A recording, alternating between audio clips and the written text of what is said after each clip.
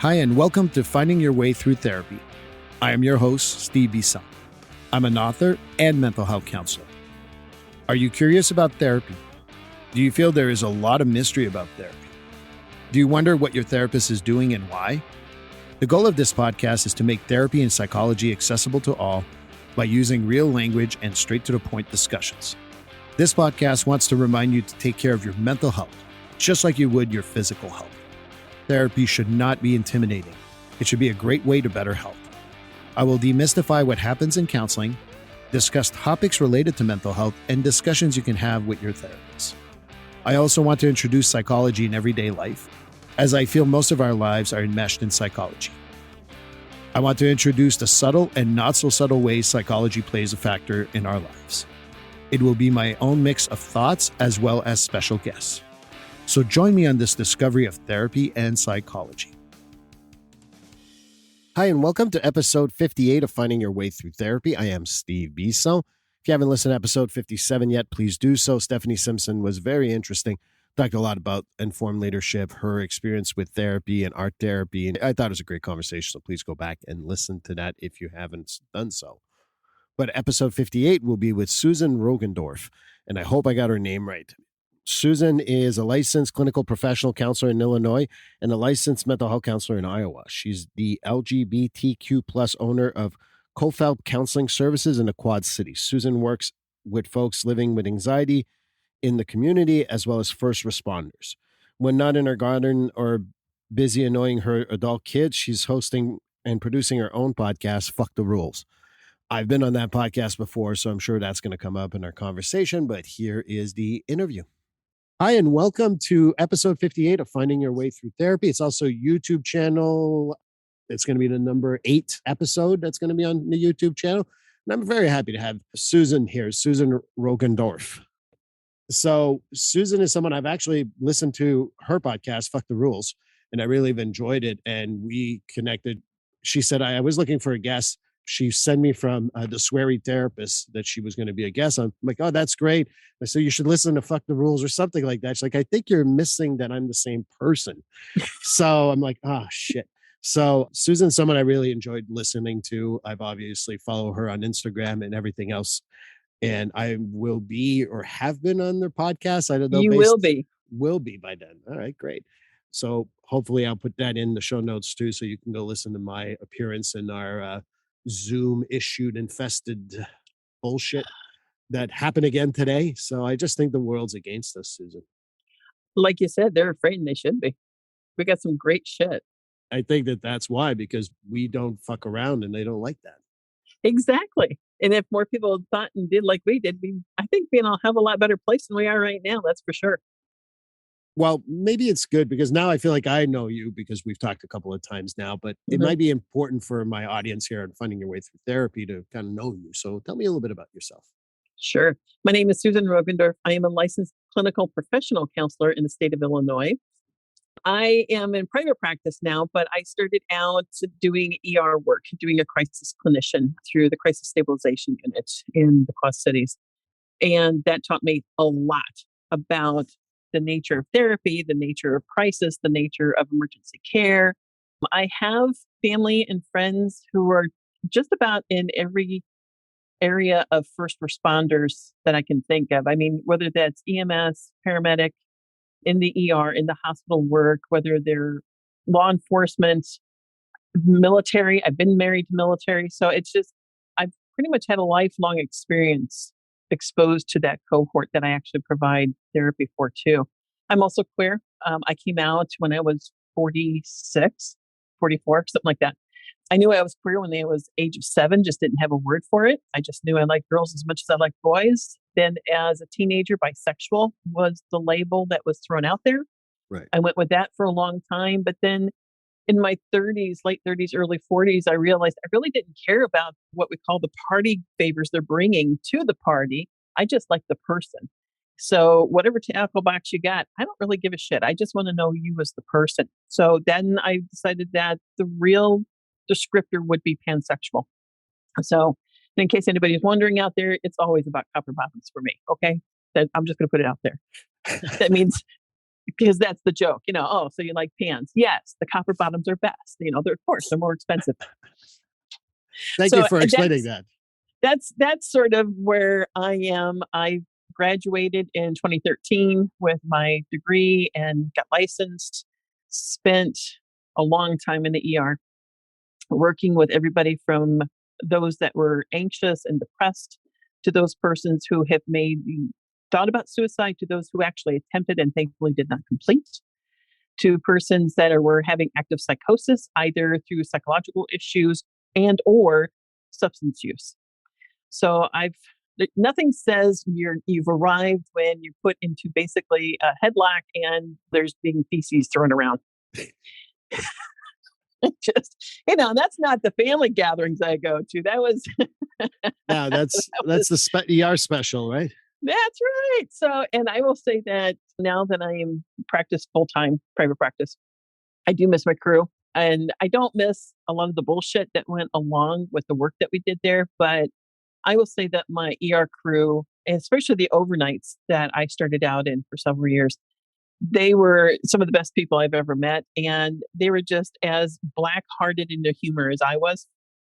So it was a really good crew. And then I finally got burnt to a crisp. I couldn't take any more of the stress, mainly because of the bullshit that was surrounding what we did. And you and I have kind of talked in the past about what that is, and just decided that I need to go into private practice. And finally, I just decided that even though everybody says, oh, you're going to have to file for bankruptcy, you can't do private practice on your own, I said, fuck it. And here I am.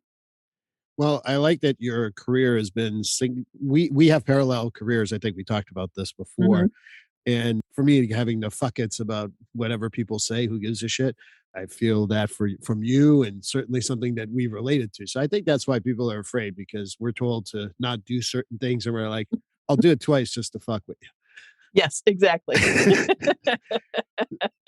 And so many good things came out of that, because I did just your quick intro, going into private practice after doing all that stuff. What brought you to private practice other than burnout from ER work? And by the way, it's smearing feces with their names on the wall. That's really my top story from the ER. Okay, well, we each have a feces story, and yours is probably just as interesting as mine. So, yeah, we'll have to do some comparison later. I've got jail stories too, so imagine those. Oh, well, you're gonna top me on that, because I have not done any kind of jail work. I won't have anything, so you'll win that group of stories. So, but we can compare the stories. We'll get offline later on that, because it's got a couple of doozies. Yep. So what was the question again? I got lost in the feces stories. So we know a little bit about you now getting burned out by the ER, Mm-hmm. and we can always share that with the audience here who haven't listened to our podcast that I did on Sure. yours. But I also think that there must be other reasons why you go into private practice other than just being burnt out. Well, I think it's because it's not that I didn't like the patients I was working with, but I also wasn't reaching that group of persons I really felt most strongly needed the support, and that is first responders. Right. And law enforcement, because there are those persons in law enforcement that aren't part of first responder work, like jail, county, prisons, things like that, as well as hospital staff. Hospital staff don't get the support either. And having family and friends and coworkers in all of those fields, I really want to be able to fucking stomp that stigma out, to say that just because you need help doesn't mean you're fucking weak. If anything, it means that you have the courage to say something isn't working. I need to talk to somebody who knows what this can be like, or knows what I'm talking about, and I don't have to educate them. I could just go in and say, this is the shit that's going down, and I am over it. I can't do this anymore. And I want to be able to break that stigma and say, get your asses into the office. See somebody that can help you get to the next point of getting this, if not taken care of, at least managed well enough so you can go back to your life. And then the LGBTQ plus community that I belong in, we've always needed that kind of support. There are persons that choose not to work with that group, and that's their gig. I'm not going to put them down. Everybody goes into their own niche. Right. But I wanted to be there to support persons to continue the work that had started me on the path of being able to be who I was. And that came through therapy as well, with someone who was very affirmative. Wasn't part of the community, but very affirmative, very safe to be around. And I wanted to be a part of that kind of cohort of therapists that could do that for our community. So that's kind of why I got into private practice aside from the burnout. Okay. And I certainly hear a lot of different things I want to ask you about. You Hmm. said your own therapy, which is always Yep. interesting to me because finding your way through therapy is exactly that. I tell people that being in therapy is actually a sign of strength, not a weakness. Hmm. What made you reach out to therapy would help the most? And maybe I think the other part that I really find interesting is, I'm Mr. Privilege. I'm a white heterosexual male in this world. I'm getting older, so I'm almost there too for that old part. Hmm. But there is never going to be a time where I will not be an ally to our LGBTQIA plus community. Never will I Hmm. change that. But I think that how do we also help being getting heterosexuals on board, so to speak? I don't Hmm. like the whole Pride Month thing, not because I don't believe in Pride. I believe that Pride is 12 months a year. Hmm. If you're attracted, when people tell me that they're gay, I always go like, great, I'm happy for you. But to me, that's not consequential unless it's affected you negatively. And I will do the therapy about that. Hmm. But to me, it's like, good for you. I think there's so many questions that come with that. So how do we become an ally? Number one. And number Hmm. two, the other thing I would love to hear is more about your experience in therapy and how it changed you. Did it help you get out of the closet, so to speak? Okay. To speak to the first part, which is becoming an ally, a lot of times you and I find that persons are afraid of things they don't know. And that's hard to believe, even in 2022, that people don't know about what it means to be gay, what it means to be someone who might be now non binary, Right. what it means to be gender fluid, and what does it mean to be cis, which is that gender you're assigned at birth. I identify as cis female.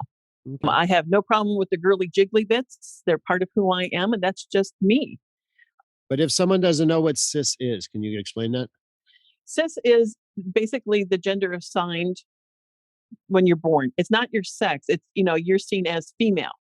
And I wish I could remember what cis means right now, and I can't come up with the acronym. Yeah, I'm I know sorry. there is, and I can't think Yeah, of it myself. menopause brain right now. It just poof, right through the head. But to say that you're cis means that's the gender you were assigned at birth, because that's what was recognized as one binary or the other, either male or female. Right. And as we have grown as human beings, we realize that some persons internally do not match what they've been assigned outside. And to be an ally is to be educated. And I'm not talking taking, workshops and diving deep into coursework and things like that. It means reading information from reliable sources.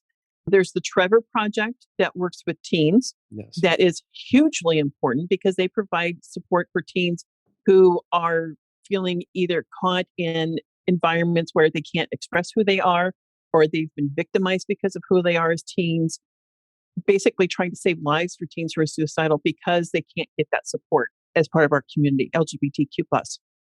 We've got all kinds of other organizations out there, including like Free Mom Hugs, that talks to parents who may not be in the community themselves, but they have children who are part of that.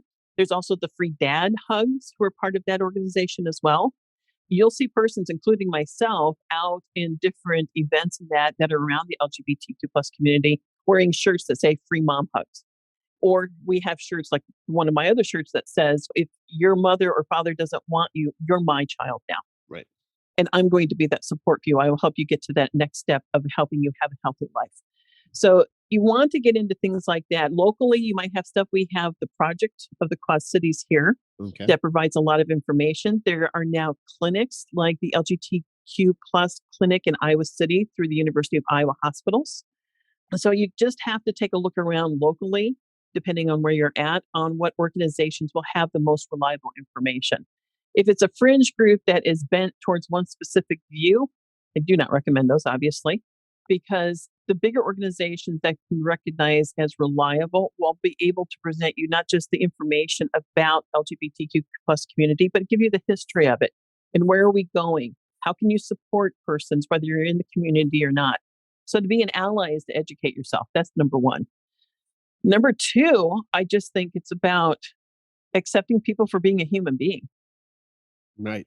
I don't know how fucking else to say that. I mean, I don't care if you're a cis white male. What I care about is, are you a good person? Meaning you're not actively setting out to harm persons because they don't look like you, sound like you, or look like you. Right.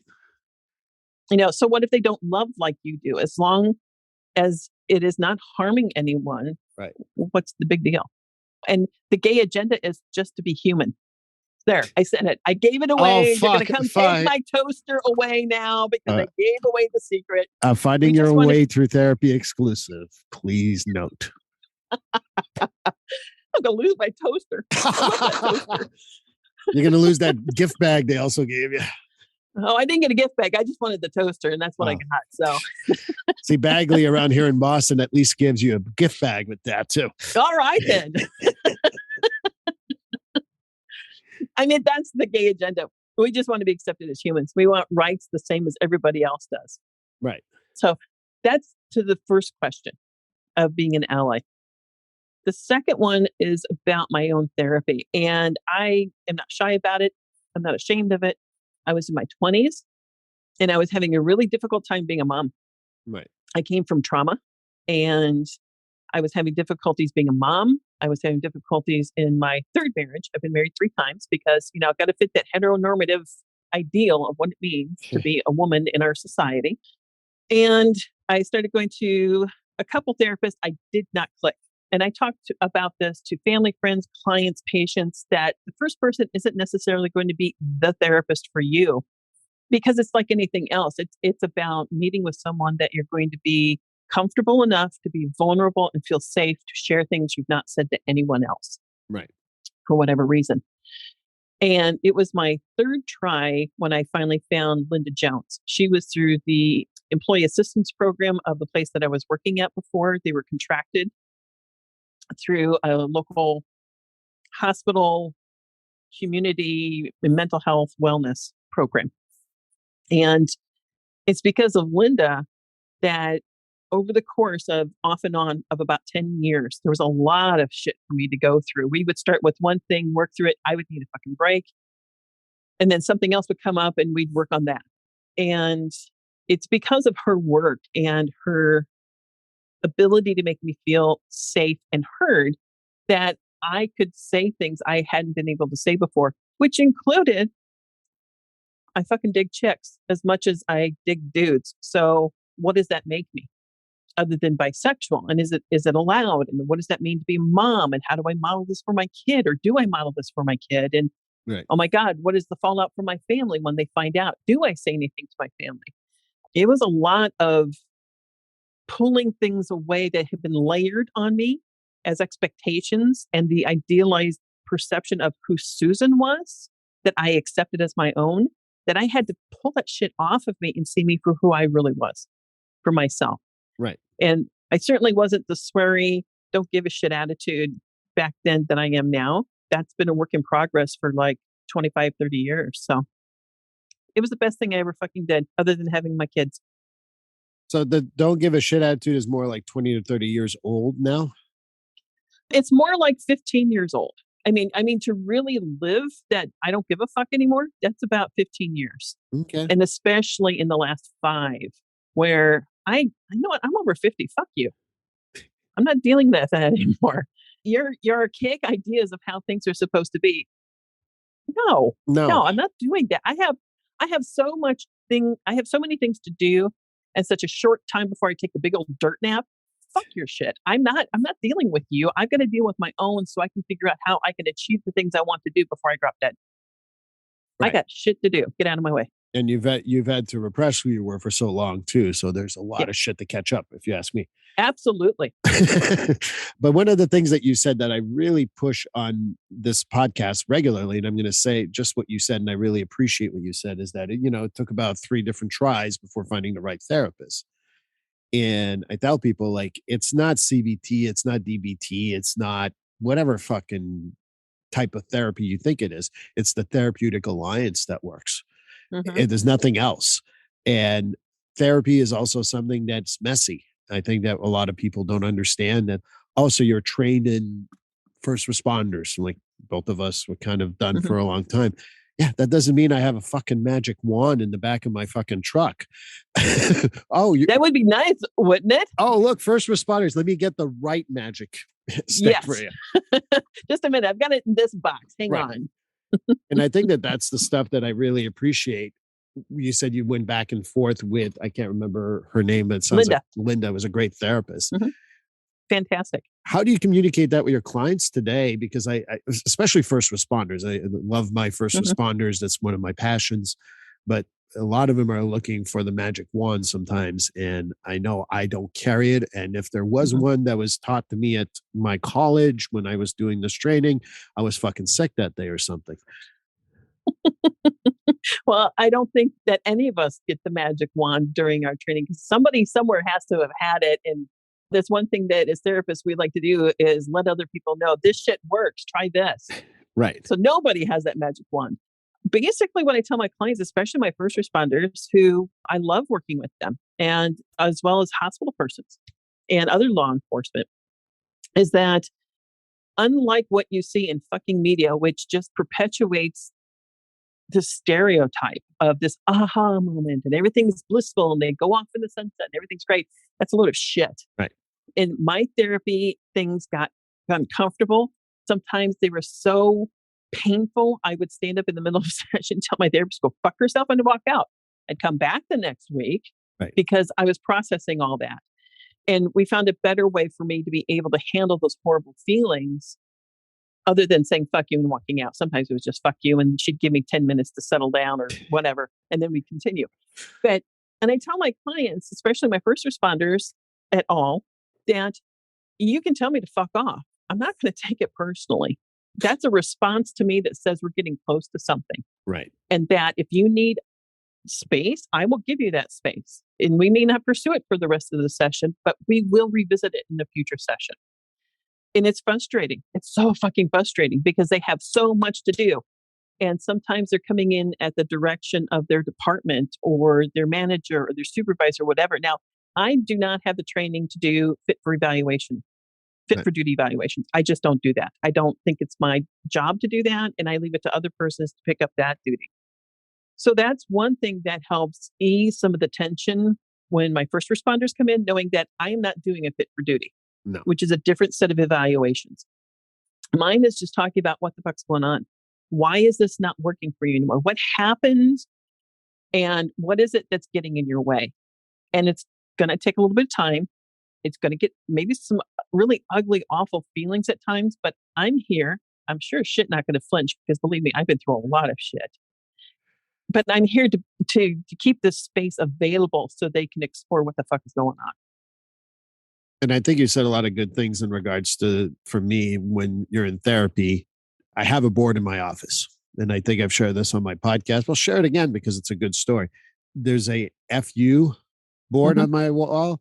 And every time someone tells me to fuck off, I go check off the board. If insurance companies are listening, FU stands for follow up, just for the record. But for the rest of you, it means fuck off. And I tell people that's the ultimate compliment you can give me. And I tell them that if you trust me and you tell me to fuck off, that means I got you.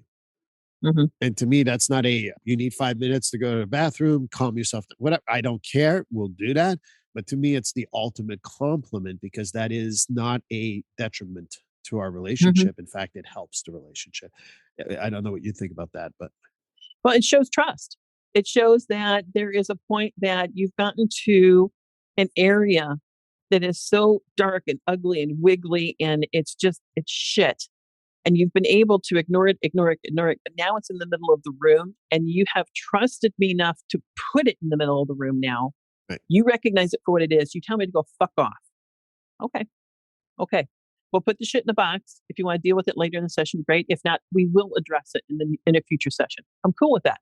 Right. But for you to tell me to fuck off, to tell me to go fuck yourself, or whatever the fuck phrase of your choice is, it's a trust thing. I know that you've trusted me enough to feel that you can say exactly how you're feeling at that moment, and it's not pre-rehearsed from when you just came in through the door. I always like the fact that some of my clients are so used to it. They're like, oh, get ready to go put a check mark on your board. I think I might have board envy. I may have to go do that myself. Because I like that, because it's literally, I have like 3 or 4 clients that literally go, that fucking board on yours is going to get another check mark here.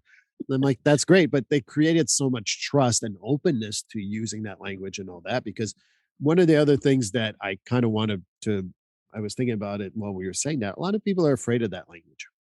And I think Hmm. that first responders in particular, that's the language sometimes they can use in order to express very difficult stuff. Hmm.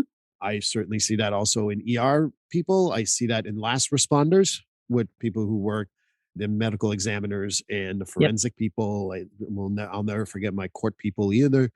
But do you feel that, that that's part of what we need to be more open to and let people have that language and make it comfortable for them? Absolutely. Because I think part of that issue, and I'm a language nerd about how language develops and how we use it to express ourselves, and that it was one of my studies in my undergrad. And the word fuck you is a very aggressive term. And I mean, and it's something that for some people, it puts them on the defensive. They don't want to do conflict, but if you come at them with a fuck you, that's usually a sign that shit's going to go down. Right. And in those occupations where shit goes down all the time, that's going to be part of the lexicon. Now, not everybody in those careers has that extensive of a swear language like what we do. Some of them feel perfectly adequate using other terms, and that's fine. But I don't think "fuck you" should be seen as something horrible and taboo. If that's what it takes to help you express how you're truly feeling, and that can be everything from excitement to sexiness to anger, by all means, use it. Right. I don't see a problem as long as there's an opportunity to explore that a little bit to find out what that fuck you really means. If you don't know what it means, and being able to ask for clarification. Right. And I think that's sometimes what one of the first responders I've worked with has said to me. Sometimes there's no word. Fuck you fits perfectly when you don't even know how to get that word out. It might be 12 words and it's too complicated to get all of that out. So fuck you works really well, or fuck off, or whatever. Hmm. I tell people that it's always important to find a way to express it, no matter how it is, because if you're going to be so hung up on the word, then you're probably disserving the people that's in front of Hmm. And there are some people that just don't feel comfortable with it, Steve, and that's okay. If they prefer to have an environment where that's not used, they will attract a certain clientele that feel more comfortable with that therapist, and that's fine. And I've said before that if as a therapist I have a client coming in and they don't feel comfortable swearing, that's cool. I will dump it down and we will just talk, and that's fine. you. Right. I've also had persons who come in, the first words out of their mouth is, "You're not going to fucking get to me." Okay. I'm not sure what you mean by that, but okay. You showed up and you walked through the door, you sat in my chair. So maybe we should talk about why you're here. Not sure what's going on. You're not going to get me. Okay. Done. What am I supposed to say to that? Yet you showed up. Let's talk about that. Right. I don't think the language should be a barrier. I think it should be utilized in a way that makes the therapist feel comfortable to allow the clients to feel comfortable. If that means you swear, great. If it means you don't swear, fantastic. If it means that you have to use music to help get things across, perfect. If it means you have to use artwork to help express emotions too, that's perfect. The medium of arts is there to help us tell stories. And if that has to happen in session two, then so be it. And I think that you bring up another point, is that art shows up in different forms. I had a guest a few episodes ago, and the best compliment she said, because she's a singer and is also a coach, and I said, I can't sing. I don't have a voice. I can't sing. She's like, but yet you're on podcast. I don't know, 45 at that point. So your voice is still a gift, and the way you express yourself is probably unique, and that's what people want to hear. Mhm. And so I think that that's another thing that I've used since then with my clients, saying, this is how you express yourself. And maybe, that may not be everyone's cup of tea. In fact, I hope you're not everyone's cup of tea, Mhm. but it might also be what someone needed to hear at the right time. And I Yep. remind myself of that too. I think that's a very apt phrase. I mean, it's your voice has meaning for someone somewhere, not for everybody. And that's okay because I'm not sure I would want to be accepted by everyone, whatever that term means. I mean, general populace or whatever. I just want to make sure that the persons that I'm reaching understand I'm someone that they can talk to. And if I'm not the therapist for them, I will make sure I get them resources so they can find the most appropriate person. A little bit of the crisis that we have overall in this country is the lack of therapists. Mhm. And I don't know if you're finding that in the Quad Cities and in your area, but I know for our area it's been difficult. How do we get more people in the profession, number one, or number two? How do we get more people to engage more clients? I mean, it's very difficult. We also have burnout. We also have issues. Mhm. So, Well, I think the last response to the first, which is we're so burned out, we are so overloaded. That's why it's hard to find persons to come into the field because they hear about this and think, well, shit, I don't want to go into something that 5, 10 years that I am done with it. I'm moving on to yet another career. right. The other portion of it is fucking insurance companies. Oh my God. Oh my God. I knew you'd get me there, Steve. Just, oh my hell. I just, Hey, I if opened up in your podcast. It's your turn. fuck you. Go put it on the board, dude. It's the studio, but I will get one for the studio now. It's just that insurance companies started out as a good idea and now it's just fucked up medical care. It's fucked up a lot of things that has to do with the care and health of human beings in our country. You have companies that one of my guests, Reverend Weish, had talked about where you order a steak and potato and it's appropriate and they give you a fucking peanut butter and jelly sandwich because that's what the insurance company says that's the only thing you deserve. Right. Fuck you. Correct. I have clients that people talk about going into private practice just for cash only. Now, for some persons that works wherever their market is, whatever their niche is, for most of us, we can't do that. In my area, people are heavily insured through the employers here. Right. To not take insurance really limits that population that I have found I can't do and make a living because fat girl likes her tacos and I like a roof over my head. So I'm going to accept some insurances, not be paneled on all of them. Right. And so when you have somebody who's a client that pays for their insurance, they want those benefits. But the problem is with insurance companies, people think, oh, my insurance company pays you $145 an hour if that's your rate for 45 minutes. No, that's what I would bill if you were cash. That's what would be appropriate to cover costs of overhead rent and everything else I have to do, continuing education, keep my license up, all that other good stuff, and eat my tacos. Right. However, if you're going to be paneled with an insurance company, they'll say, yeah, we'll give you $90 for that session. Maybe. Depending on the plan of the client, they may actually only give you $45 Right. and the client won't have a copay. So that's it. You've gone from $145 down to $45 and you're supposed to figure out how to make a living from that.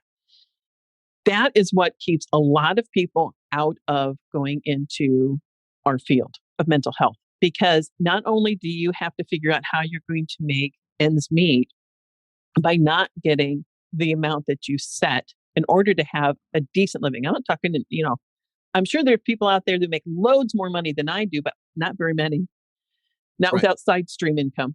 And how do you pay for other things that you're not going to get in being employed by someone else? Like I have to pay for my own insurance. And around here, you're looking at for a single person, $400 to $500 a month, and you have a deductible between $6,000 and $8,000 for a single person.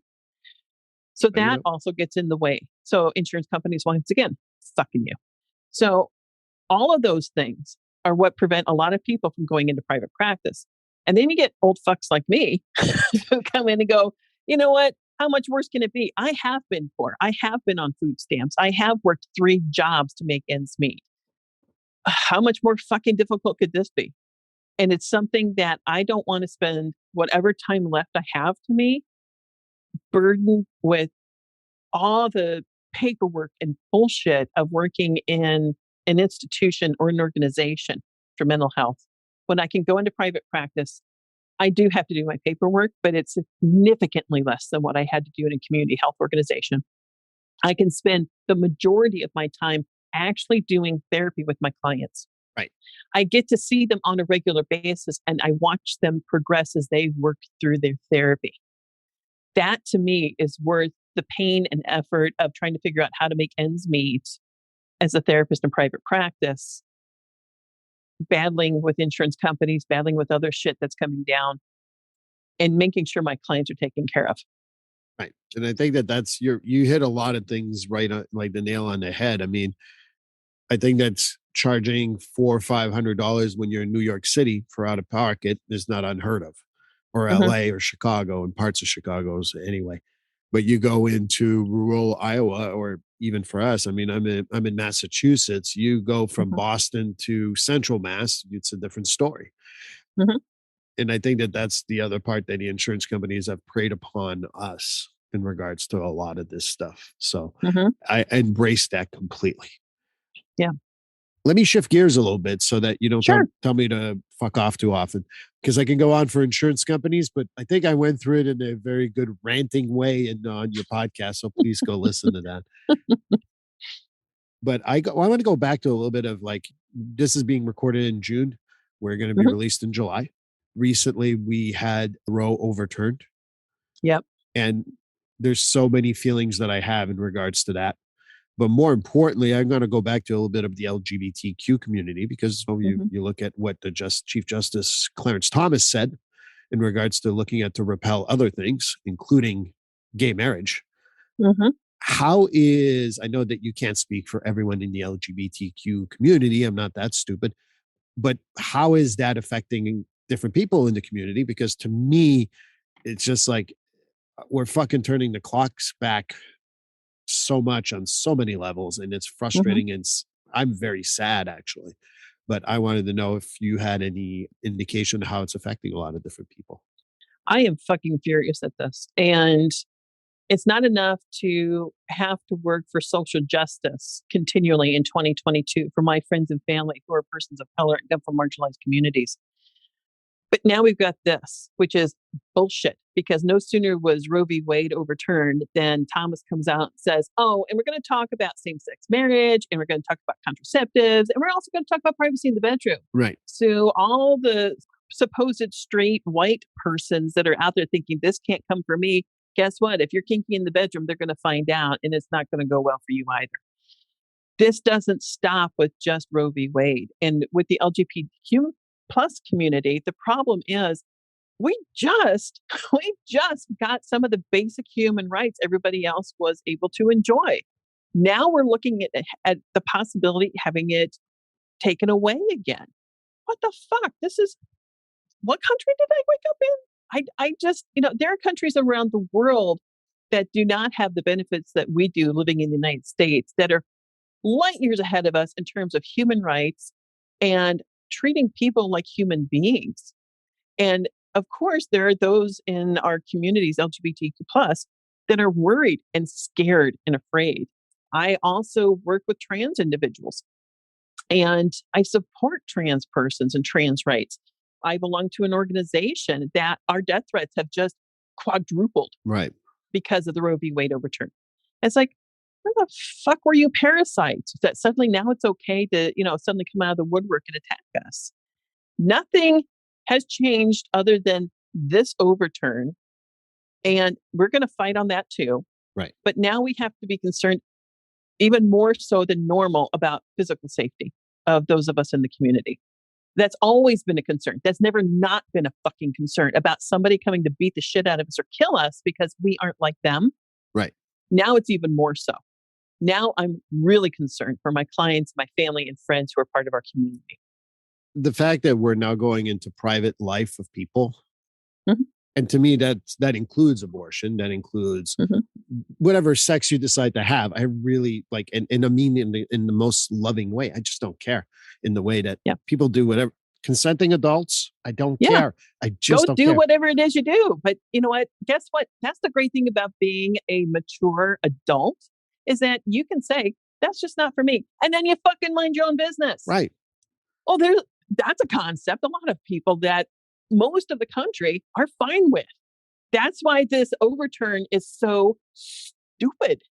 Most of the country does not want this. From everything I'm reading in reliable news sources, saying the percentage anywhere from 68 to 74% of the country think this is stupid because they want to just mind their own business and live their own lives. Right. Well, I think that that's what logic dictates, right? Unfortunately, we lost logic a long time ago. Unfortunately, when we're trying to regulate people's vaginas, are Hmm. oh, you don't feel the gender that you're assigned to and you want to change, we'll decide that that's not right or wrong. Who, Hmm. and again, from the bottom of my heart, I mean this in the caring way, I don't give a fuck. Hmm. Yeah. Hopefully it comes off as what I hope it's coming off, not like I don't care. It's like people's No. lives are people's lives. And I think that Hmm. I hate fucking saying this. I do work with people from the LGBTQ community. I always feel like it's one of those things like, oh, I have a black friend. I hate that shit. Hmm. But a lot of them have been scared since the leak. Hmm. And I can feel it from that community in the general sense getting worse in the Hmm. last week or so. How do we work as allies for everyone? Because I know I want to be your ally. I want to be everyone's ally because Hmm. I truly don't see where this country is going to make any sense of this because it's not, abortion is not my business. People's Hmm. sexual whatever they decide in life, it's their choice. If they Hmm. don't feel their gender, again, that's their choice. And there's a lot of complexities that go with that. And I'm not trying to minimize them, but I just don't, that's not for me to decide. That's not for me to control. How do we Yeah. get to a point where we're kind of educate people around? Well, like I said earlier, which is go to those organizations that work with those persons, that support those persons. Mainly, is it about, do you want to put, first of all, where your mouth is? If you have the funds available to do so, donate to those organizations that are supporting the groups that are being targeted. Right. The NAACP, I have watched them and I have followed them and I have donated monies to them because, again, family and friends who are persons of color in marginalized communities, I want them to continue having their rights, even though they're jeopardized all the fucking time. Planned Parenthood, again, if there's another organization that's really good to get information from and donate to or be part of their events and protest. The other thing is, if people have been hanging back for whatever reason, I don't know, and I'm not going to criticize because I don't know the situation, but get involved with the political system for God's sakes. Right. Start educating yourself about who those public representatives are that are supposed to be supportive of your groups and your member of society, just being a human being, making sure there are human rights, making sure there's good health care. Because guess what? Roe v. Wade isn't going to stop at just the abortion issue. It's not going to stop at contraceptives and same-sex marriage and privacy in the bedroom. Pretty soon they'll start degrading workers' rights. Right. Unions weren't always around, folks. And there are a lot of things on the books now that protect workers. There's going to be issues with women's rights that pertain to anything else. I mean, am I going to be allowed to maintain my own business, Right. make a living for myself, have voting rights? Everything is open now to be targeted. And we have to find ways to safeguard what rights we still have and get those rights back that we've just lost. The first thing to do, again, is go to those organizations that support those communities you want to be an ally with if you're not part of it. Secondly, is start educating yourself in the political system of who's a representative that mirrors the interests and the rights that you want to have protected. Right. It's easier now than ever. I mean, for fuck's sake, I'm 55. I remember you used to have to go to the library to get the books, which, by the way, I love the library. I'm not denigrating them at all. But you'd have to go to the libraries. You'd have to go someplace to get the information. You'd have to write or maybe call. Now it's a matter of clicking on the internet, finding that representative's page or congressperson's page, reading about the things that they voted on, why they voted on it. You can text, you can email, you can call, you can still write letters. Those take a little bit longer. Right. There's still ways to connect with those representatives that are supposed to be there supporting you. So get involved with that. I think that's a great idea. And certainly with elections coming up in November for different people, Mm-hmm. I think that we need to send a strong message in regards to all that. Absolutely. So I'm not exactly sure what's going to happen next, but it ain't good. No, no, no. I don't expect anything to be good. People keep bringing up Margaret Atwood's Handmaid's Tale.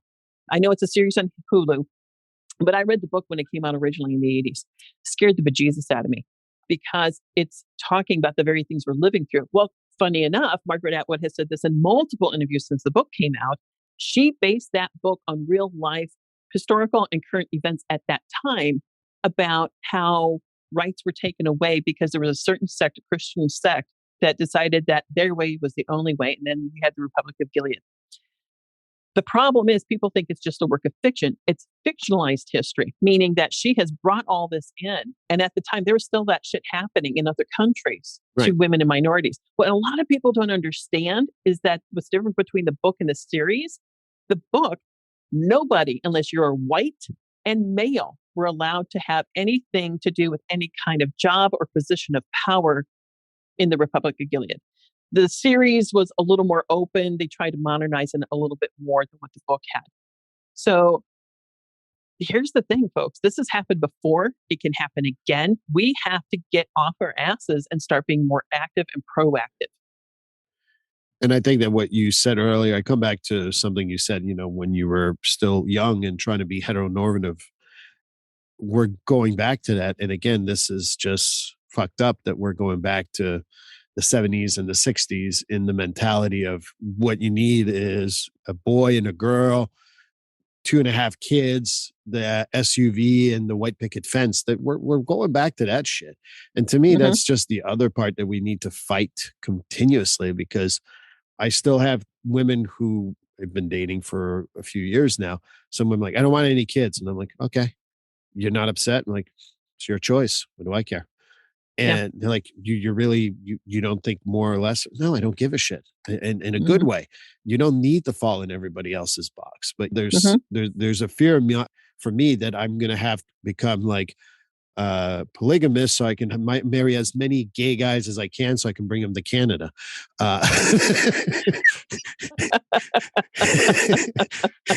You and your tribe. Okay. And I it's just weird, but I had that conversation with one of my clients. He's like, you're going to have to like become a polygamist so you can bring us all up to the train on the train. And I'm like, damn, I'm going to have the railroad up to Canada again. It may be. It may well be. But here's the thing about the heteronormative thing. You can be hetero, but why does it have to be the norm for everyone? If you are hetero, if that's how you identify, go. Powers be with you. As long as you're living the best life you can and you're not hurting yourself or anybody else. Again, as you said, I mean this in all sincerity. I really don't give a shit. Good. Because I'm a mature adult where I have my own things to do here, and I'm distracted with dealing with my kids and making sure I'm annoying them on a regular basis, taking care of my garden, taking care of my clients. So you go do who you want to do, however you want to do between you, as long as it's consenting, have at it. Right. I don't care. And that's what I'm saying is we're not against being hetero. We're against not being treated like human beings with basic rights. I've never met someone who happens to be in the LGBTQIA plus community ever say, you know what, we don't like you because you're heterosexual. No, they don't give a shit. And I'm like, yeah, don't take this the wrong way. I don't give a shit about whatever you do in your private life. It's fine with me. What can I do to support you? That's more of what we need to do. Absolutely. But yeah, I think that Roe being overturned is just going to open a can of worms that I just am afraid is going to get worse. Guess what? The can has been smashed on the fucking highway, dude, because 13 states immediately had trigger laws that said that you're not allowed to have an abortion now.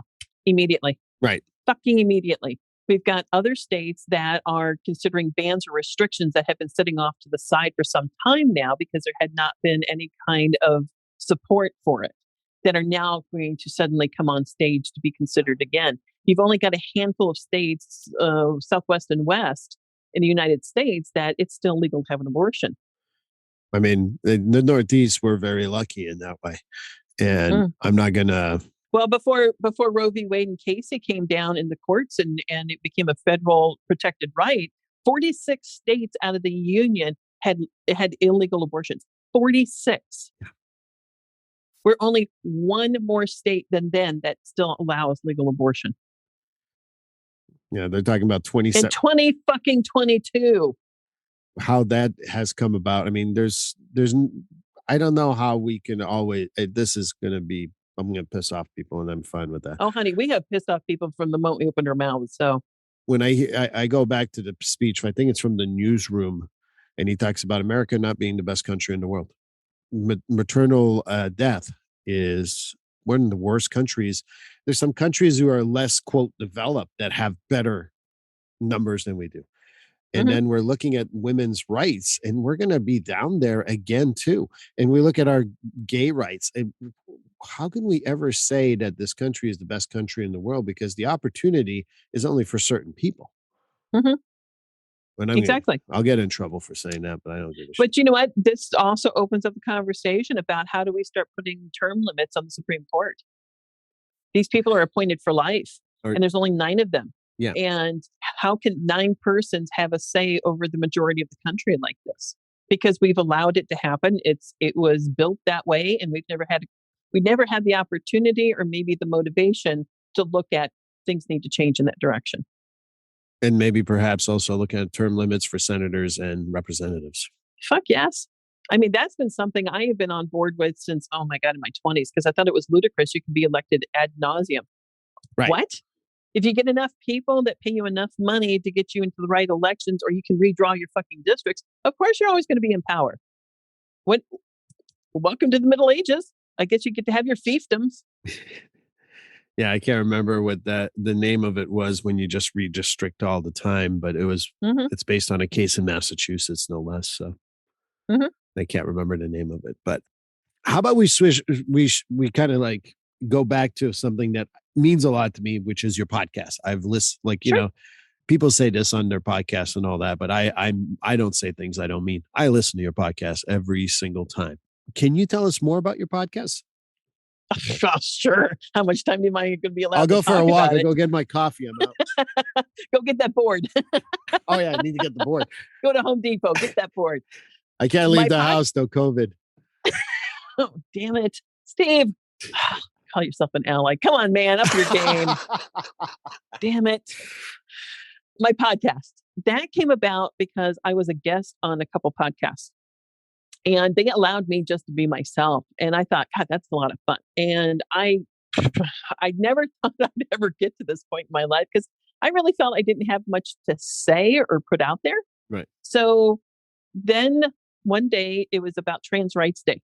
That was an innocent day compared to where we are now. But I wanted to put my voice out there because of persons I care about, people I've worked with, that I want to make sure that they know that I am there and I want to continue working to make sure that they have basic human rights.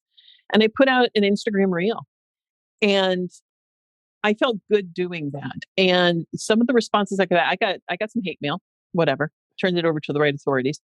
Like, fuck you. I've lived through trauma. Who the fuck are you? And that's what I do with all of my hate emails. I turn it over to the authorities, like, whatever. But the fact that persons found something in it that gave them hope or made them feel a little more understood or felt like there was one more voice saying, this has to change and I'm going to be there to continue helping find a way to change it because I'm not trans doesn't mean that I don't believe in basic human rights for everybody. So that's what started the podcast because Meg Kelly on her podcast, Mental Health Status, it was about saying fuck your rules because I was so burnt out and I just had enough. And it's like, why is this a rule? Well, because it's always been a rule. Fuck your rules. And then I thought, that's going to be my podcast. Fuck the rules. Because that's what I've done for the last 30 years is that I've broken out of all those expectations, you know. And like I said, I'm not an anarchist. I like having a funded police department that protects property and persons. Could there be improvements? Absolutely, for everybody in that regard, right? Right. But I also like my roads being repaired. I like municipalities. I like my water and my electricity. And I like the things that keep me safe. And I like environmental protections being put into place because I like clean air and fresh water. And I like being able to have the opportunity to support persons who want to go to either public or private education. I mean, I like all those things. But there are certain rules and traditions that are so archaic and we're just doing it because we've always done it. Nobody's examined it before. Right. And there were persons I really admire and respected that aren't doing the same old thing according to whatever rule or law or tradition or whatever, and said, fuck the rules. I'm going to do it this way. And yeah, they may have stumbled, they may have had a hard time, but they're getting someplace and they're happier and they're healthier for it. That's why I wanted to start my podcast. And that's, I'm in season 2 now, and I'm just about ready to start dropping season 2 on July 12th. But I am so lucky that there are so many persons like yourself that I hear your podcast. I'm like, fuck yeah. Yeah, that's what we need to be talking about, which is why I wanted you as one of my guests. Because like you, I listen to your podcast and I find out information from you and your guests that you have, which are phenomenal. And I just want to make sure there's more information for persons who are going outside of the expectation that's been layered on them. I talked about that before where I had to peel that off of me because it'd been put on me by others. Right. I want people to have that opportunity too to say, no, I gotta get this off of me because that's not really who I am. That's not who I feel. And if you get that from my podcast and either from me or from my guests that I have on and it resonates with you and you find a resource that allows you to continue to grow as a human being so that you feel better and your life feels healthier to you, so be it. Well, I like your explanation. I will share with you my favorite podcast that you did was with a former police officer who became he works with the mental health community Oh, now. Grayson, yes. Me and names are not friends. You That's okay. obviously saw that right away when we started recording this. But really, it was so nice to listen to someone who has been there, done that, and looking at it in a different light. And to me, whenever I listen to your podcast, I think you had I want to say your son-in-law on. It's either Stephen or it was John. John is the mountain climber. Stephen's the scientist. The scientists. Yes. And bringing science into this shit is also very important. And I really like that one. I could go on and on, but this is just from between you and me. I think that what you bring to the table also is that you can be the sweary therapist, fuck the rules, but also have structure, and both can coexist. You don't have to be an anarchist or a socialist. You can be somewhere in between and be able to flex depending on the situation. I love my first responders, my last responders. Do I want them to be more mental health informed? Do I want them to learn how to do things differently? Yes. Do I think that mental health people who work in the police, first responder realm, sheriffs, and all that, do they need to change their fucking attitude a little bit? Yeah, damn right. And yet that's what I do for a living. So I think that for me, you bring that balance of not taking sides that I truly, truly appreciate. Well, thank you. I try not to. I mean, I'm trying to get as much perspective in there, although I do take sides in the fact that I believe all human beings should have basic human rights. And that includes good health care that's accessible for what's needed, that it's not dictated by a fucking insurance company, that it's not dictated by the government on what you're able to access as a person based on your socioeconomic level. There's so many things that I do take a side in, but the biggest one is that human beings should have basic fucking human rights. Beyond that, I try to bring other persons who have different perspectives from mine to see what they're thinking and what they're doing too. I'll tell you why I say that's not taking sides. That's just fucking logic, if you ask me. That's not taking any sides. It's like I support LGBT. I don't take a side there. That's just fucking logical to me.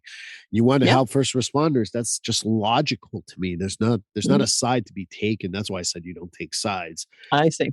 I think that's. But I also know that there are persons out there that see it as taking sides. And fine, fuck it. I'm taking a side. I'm taking a side for human beings. There we go. Yeah, I feel like I'm going to a UU church suddenly.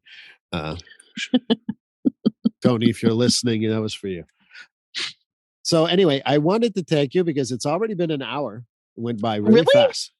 Oh my God. You know, one of the things that I truly enjoyed, Susan, is that we've had a few conversations, we've exchanged. It's always a great conversation.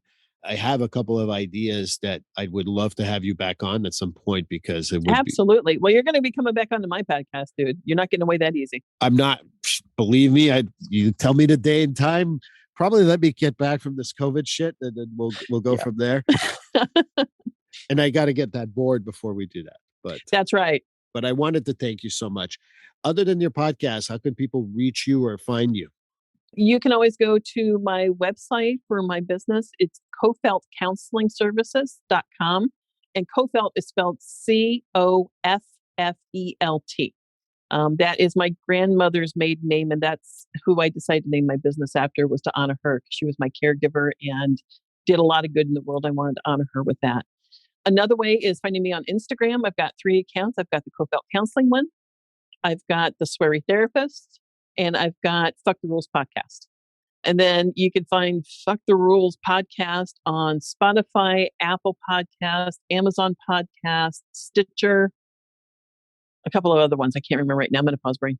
iHeartRadio, I'm sure, and other places. I think it's out there. Just Google it. You'll find me. Well, Susan, I can't tell you how much I appreciated our conversation today, and I'll talk to you soon. Okay. Thank you, Steve, for having me again. It was a wonderful conversation. Well, this concludes episode 58 of Finding Your Way Through Therapy. Susan Roggendorf, and I know I got it right now. Thank you so much for the interview. Really enjoyed it. Talking a lot about different things, including LGBTQ rights, as well as other stuff, including the political side, the social justice. I really think that it was a great interview. Episode 59 will be with Jill Riley. Jill is someone I've been on her podcast, Post-Traumatic Faith, and, seems like a theme right now about podcasts, but I'm hoping that you join us for that episode. Please like, subscribe, or follow this podcast on your favorite platform. A glowing review is always helpful. And as a reminder, this podcast is for information, educational, and entertainment purposes. If you are struggling with a mental health or substance abuse issue, please reach out to a professional counselor or therapist for consultation.